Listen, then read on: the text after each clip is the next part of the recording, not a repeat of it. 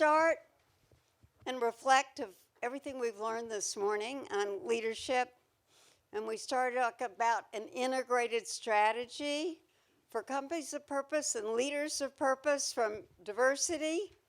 And then, was that incredible? Thank you, Felicity, to everybody. And the whole DEI equation. And then, as we took it to the boardroom, and can everybody just reflect incredible in terms of the new boardroom, in terms of leadership. And now, when we talk about companies of purpose, we really talk about that integrated strategy. So we said it's from the board to the total talent, to the suppliers. Some of the companies, so many of them, are now talking about such commitment to the customers and community, and the integrated strategies. And the companies that we honor, of companies of purpose, with Diligent as our lead sponsor, Jose, we've built 35 companies now. Our commitment is to 50 companies this year, 100 next year, that are signing up to be purposeful and disclose data. And Jose, just we want to share as well, we're working on a project now with the University of New Haven to pull DEI annual reports, ESG annual reports, and disclose all that data.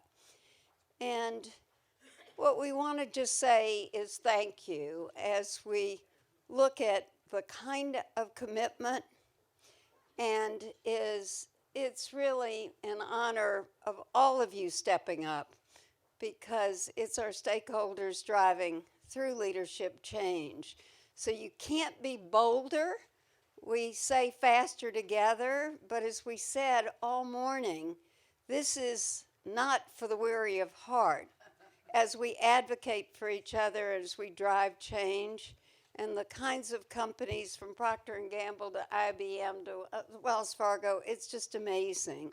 And for our entrepreneurs, and you'll see that we've integrated in our strategy for companies of purpose, fantastic Fortune companies with entrepreneurial companies who are stepping up. With that, Jose will give you a little more background, and then how proud we are to have honored 10 CEOs.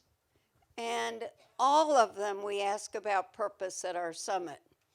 And now, one of those CEOs is with us today, who we really cherish, and that's the chairman of Zoetis. Jose?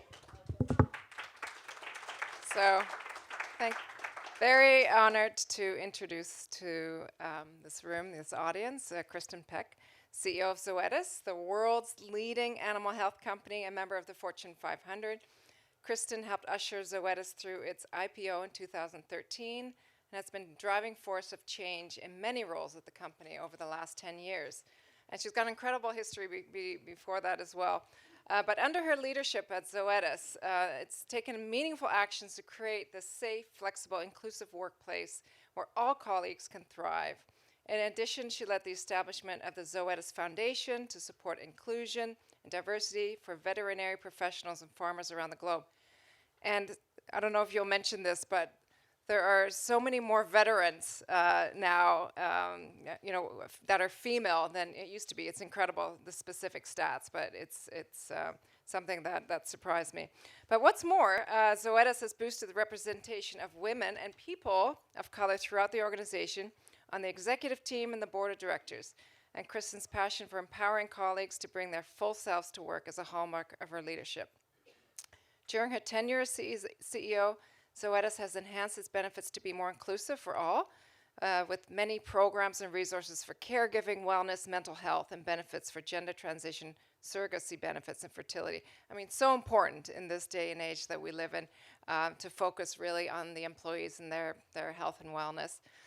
But beyond that, the culture of pride and purpose Kristin inspired has earned Zoetis several best company recognitions, LGBTQ employees, working parents, Latinx employees, to name a few. And when I did a little Google search, I found a few more. Fast Company's most innovative to Newsweek's most responsible, and the list goes on. But last month, WBC, for those that tuned in to the big annual summit, honored Kristin with its CEO Excellence Award, recognizing dynamic leaders who have made significant contributions to the advancement of gender equity and diversity in their companies.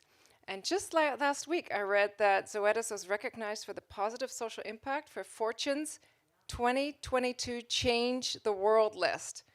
I mean, I think, who says women aren't changing the world, So I'm also proud to add that Zoetis is also working with Gender Fair, my company, to advance DEI in the supply chain.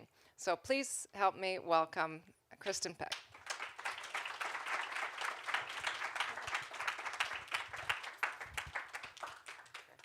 Thank you so much, Jose, and thank you, Edie. It is great to be here. It is quite an honor to be recognized by WBC. Creating an inclusive work environment is something I take a lot of pride in, and I think is a huge commitment across our company. And as some of you may know, I took over as CEO at the beginning of 2020, which was supposed to be a very different year than it ended up being. I have to tell you, the last 3 years were supposed to be very different years. And there's so much uncertainty and so much volatility right now. And I really think purpose has just never been more important. Each of our personal purposes and really knowing what that is and waking up and living that, as well as at Zoetis, our company purpose. We're fortunate. I do Zoetis, if you haven't heard of it before, and I jokingly sometimes say we're the largest company you've never heard of. But Zoetis is a world leader in animal health. We make medicines, vaccines, diagnostics, devices for every species of animal. I usually say other than human, although we do make some human products, but they're probably not well known to you. Our purpose is to nurture the world and humankind by advancing care for animals. And anything that does that is sort of core to who we are. And that's why I say there's lots of different parts and there's lots of different species. But when there's really challenging times, knowing that when you get up every day and you're going to attack that problem, that you are living that purpose and it has meaning is incredibly important. And as I think about that over the last 3 years, what's been really, really powerful is the connection of our colleagues and our communities to that purpose. And that's a virtuous cycle for all of us. I've been incredibly proud. Jose just listed a number of awards, but behind each one of those awards was a lot of colleagues working really hard. You may have read in many of your newspapers about the COVID vaccine for zoos. That was Zoetis. And we made not a dime, those were all donations. That was back in the day where we thought it might affect dogs and cats and we were going to create a vaccine. It didn't, actually, gratefully. But we did have that research and we were able to provide that under a conditional license to zoos across the world. And I'm really proud of that. We did win the Fortune Change the World last week, which I'm insanely proud of. Yay! And I've got Jeanette, my head of Sustainability, Communications, and Public Affairs here with me, who really helped spearhead a lot of our work with our colleagues across the world that won that. And that was for something we call Project Alpha, the African Livestock Health Productivity Advancement. We're trying to create sustainable farming in Africa, and specifically here in sub-Saharan Africa. And the focus there is first and foremost, thank you, on training veterinarians and training people to be vet techs and training farmers. What does health look like? It is providing them the diagnostics that they need to be able to assess the health of the animal and then get them the medicines. And this was in partnership with the Bill and Melinda Gates Foundation. But again, it goes to really furthering what we do. Someone else was mentioning what's really different in our industry is that the majority of veterinarians are women. So diversity is a business imperative to us. We need to reflect our customer base. So a little over 85% of graduating veterinarians are women, and about 60 to 65% of all veterinarians are women. So purpose and diversity and inclusion and equity matter at the very heart of what we're doing, and it's changing the face of our industry. And living a purpose is also really relevant in attracting a diverse workforce, but a workforce made up of millennials where purpose is absolutely imperative. It's one of the first things they pay attention to and they research about a company. And so living that really, really matters. And I thought I might share sort of over the last 3 years, my 3 reflections on really what drives purpose in companies and what drives impact. And I'll start with colleagues. The reality is, for each of our companies, we only deliver anything we do through our colleagues. Creating engaged colleagues means learning to understand what motivates them, what retains them, what attracts them. And I'm incredibly grateful for all the efforts across our company to create that environment. It starts with culture. But as Jose mentioned in the introduction, Roxanne Logano, our Chief Human Resource Officer, is here today. It was also about changing the benefits, providing extended leave for parents of both genders. Doesn't matter. It doesn't matter whether you're a man or a woman. If we want equality, we need equality in childcare as well. It was, making sure you had leave, whether you're LGBTQ, it didn't matter. It was ensuring leave for caregivers. A lot of women and men are in that sandwich generation, and we need to make sure that they can protect both their children and their parents often. But I also think we got to focus, and I was very proud of Tony, one of our board members, earlier talking about this. We need to also focus on men and what they need in for their benefits, what really matters to them. Because inclusion is inclusion for all. It is not just inclusion for women. And I think if fathers want to be better parents, they want to be present, we need to make sure that they have access to all those policies and programs as well. I think the second thing that really matters around purpose is leadership. Colleagues, communities, customers need to see that modeled. And that starts at the board level, and we're incredibly proud to have 40% of our board be women and 40% to be people of color. And I think having those diverse voices from people around the globe, we're a global company with about half of our revenues outside the United States, understanding what our purpose is and what that looks like. It looks different in China. It looks different in Africa. It looks different in many parts of Europe. So how do we understand how to deliver on that purpose in a very diverse and global world? And lastly, it's about transparency.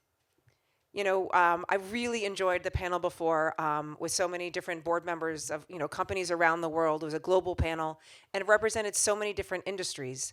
But one of my reflections going through the last few years is the willingness of companies to put their numbers out there.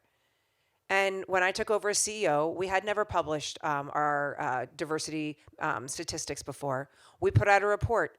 We said exactly what our numbers were. And by the way, they weren't what we wanted them to be perfectly frank. We also set out goals. And we said we want to get to 40% women in director and above roles. We wanted to get to 25% people of color. And we've made great progress on that, I have to say. And we published that progress. We published those metrics, and there is full transparency. And one of the previous panelists made a great point. Shedding the sunlight on some of these spaces cleans a lot of things. But also, I think it sheds what's working well, and someone made that point, and what's not. We tried a lot of programs. A lot of them have been incredibly successful, but we have more work to do in certain groups. And really making sure those metrics are there keeps everybody accountable. Because I think when you can link that back to purpose, creating this diverse environment in the communities we operate in that reflect our customers is incredibly important to our performance. And we are really proud of the performance we've had over the last 3 years. But if we're going to create the world we want to be in the future, a place where every colleague can achieve, what their aspirations are and help the company achieve that, a workplace that works for all, it means we've got to live our purpose and we need to embrace diversity, equity, and inclusion. And I think WBC does such a great job of highlighting the importance of that, the lessons learned across companies. So I want to, again, thank you so much for the honor. It means a tremendous amount to me and to Zoetis to be recognized. And I want to thank everyone for attending today and at the summit, which was so inspiring. I know all of you who tuned in for that. So with that, I'm very excited for our next panel on purpose. So Edie, thank you.